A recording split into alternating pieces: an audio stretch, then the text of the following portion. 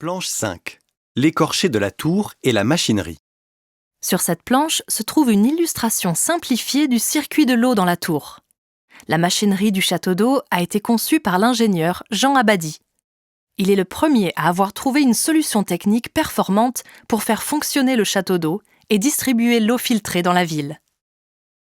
Sur l'illustration, la tour est coupée de haut en bas pour montrer le fonctionnement de la machinerie à l'intérieur.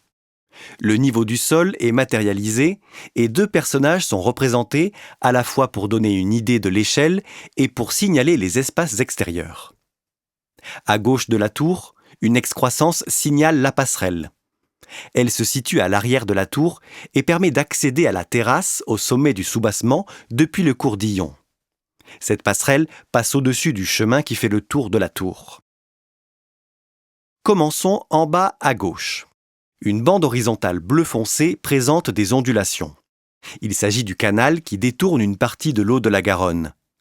Cette eau avance vers la droite et actionne à son passage une grande roue à aubes en métal et en bois.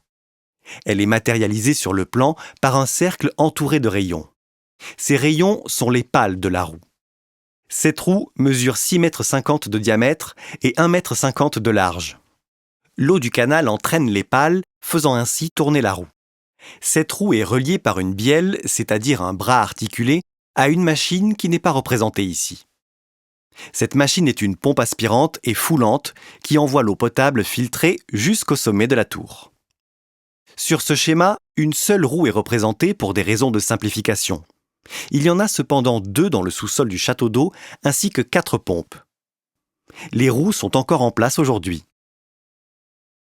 Un premier tuyau qui transporte l'eau filtrée est représenté en bas à gauche de l'illustration, juste au-dessus du canal.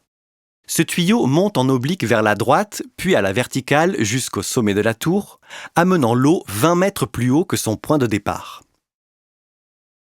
À cet endroit, l'eau filtrée rejoint une cuvette annulaire matérialisée par un rectangle en relief lisse.